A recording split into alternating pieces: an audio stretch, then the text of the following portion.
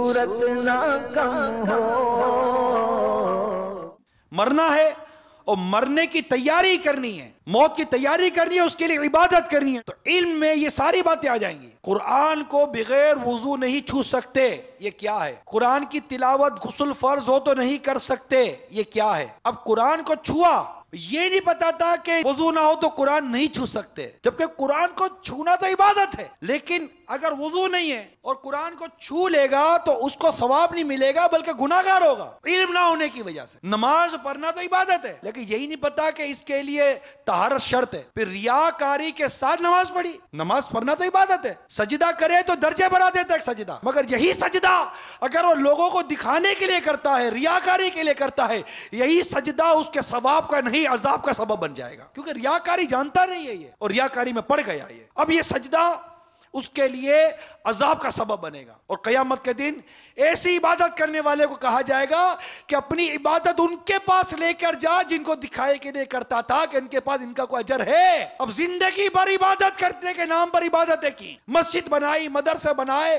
तरह तरह की इबादतें करके गए, मगर अल्लाह की रिजा के लिए नहीं, लोगों को दिखाने के लिए करते गए। और उनकी गई इबादतों पर रियाकारी का हुक्म सादिर हो गया। सवाब कहां, अब तो अजाब है। क्यों? ये जाना ही ना कि रियाकारी की शे का नाम है। कौन सा अमल मेरा रियाकारी की नजर हो जाएगा? किसके करने पर मैं हुब्बे जा का शिकार कहलाऊंगा? मेरी कौन सी आदत मुझे तकब्बुर में मुब्तला कर देती? तकब्बुर को पढ़ा ही नहीं है कि जिसके अंदर राय के दाने के बराबर भी तकब्बुर हुआ वो जन्नत में नहीं जाएगा। मुतकब्बिरीन की सजाएं कितनी है। हसद नेकियों को खा जाती है, चुगलखोर जन्नत में दाखिल नहीं होगा। अब गीबत किसे कहते हैं? मेरा कौन सा जुमला गीबत है? ये 1800 कमोबेश मिसालें जो गीबत की तबाहकारियां में लिखी गई हैं, ये किसके लिए लिखी गई हैं? ये इल्म है जो सीखा नहीं, ये इल्म है जो पढ़ा नहीं, ये वो इबादत है जिसकी सुस्ती की इंतहा है। इसको बोलो कि आप इंग्लिश के डॉक्यूमेंट्स पढ़ सकते हैं, वो पढ़ के बता देगा। लॉस की बुक्स, डॉक्टरिएट की बुक्स, मेडिकल की बुक्स को पढ़ लेता है। वो अपना वीजा फॉर्म पढ़ सकता है, नहीं पढ़ सकता तो मेरे रब का कलाम कुरान नहीं पढ़ सकता। अल्लाह की पनाह है, अल्लाह की पनाह। इतनी जिहालत कि तुम्हें रब की तस्बीह बयान करने ना आई, सुबहान अल्लाह कहने ना आया, अल्हम्दुलिल्लाह कहने ना आया। इतनी सुस्ती, और कहते टाइम नहीं है। अरे टाइम ही टाइम है। ये बोलो अभी तक मेरा जहन नहीं है। पहले जहन बनता है और अल्लाह ताला को खौफ पैदा होता है और डर पैदा होता है कि कहीं मेरी ये नाफरमानी मेरे लिए जहन्नम के अजाब का सबब ना बन जाए। कि सरकार मदीना सल्लल्लाहु ताला अलैहि वसल्लम ने इरशाद फरमाया, दुनिया की आग जहन्नम की आग से 70 दर्जे कम है, और अगर इसको 2 मरतबा समुद्र में ना डाला गया होता तो तुम इससे कुछ भी नफा ना उठा सकते। हजरत सैयदना अब्दुल्लाह बिन उमर रज़ी अल्लाह ताला अन्हु से मरवी है कि सरकार मदीना सल्लल्लाहु ताला अलैहि वसल्लम ने इरशाद फरमाया, क़यामत के दिन जहन्नम को लाया जाएगा, इसकी 70,000 लगामें होंगी, हर लगाम के साथ 70,000 फरिश्ते होंगे जो उसको खींच रहे होंगे। हजरत सैयदना अबू हुरैरा रज़ी अल्लाह ताला अन्हु से मरवी है, और मातम सरकार सल्लल्लाहु अलैहि वसल्लम के साथ थे। हुजूर अकरम सल्लल्लाहु ताला अलैहि वसल्लम ने एक गरजदार आवाज सुनी तो हमसे इस्तिफसार फरमाया, पूछा क्या तुम जानते हो कि यह आवाज कैसी थी? हमने अर्ज की अल्लाह व रसूलु आलम, यानी अल्लाह अज़्ज़ व जल्ल उसके रसूल सल्लल्लाहु ताला अलैहि वसल्लम बेहतर जानते हैं।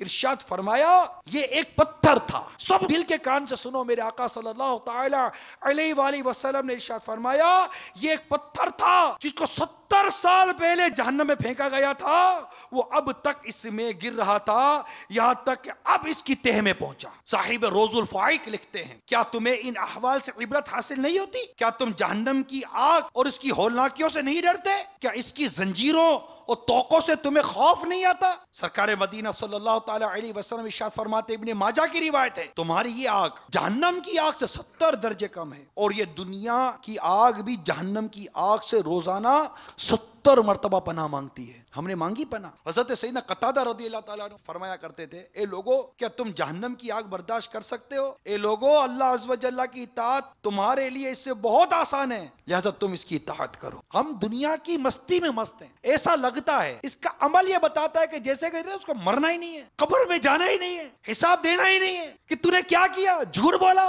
गाने देखे, गाने सुने, फिल्में देखी, गाया बजाया, बदकारी की, शराब पी, जुआ खेला, क्या भूल गया? ये जवाब नहीं देगा। यानी अल्लाह की इबादत में सुस्ती, गुनाहों में चुस्त है। रात सोता है तो अगले दिन के गुनाहों के प्रोजेक्ट बनाकर सोता है कि इतने बजे ये गुनाह करना है, इतने बजे ये गुनाह करना है, इतने बजे ये गुनाह करना है। ये नफ्स ये का जुल्म है, जब देखो ताजा जुर्म है। मुझ ना तुमा पे इतना बोझ भारी वाह वाह, दिल मेरा दुनिया पे शैदा हो गया। ए मेरे अल्लाह ये क्या हो गया, कुछ मेरे बचने की सूरत कीजिए, अब तो जो होना था मौला हो गया। मेरे जुल्मों कुसूर पर तू ना जा,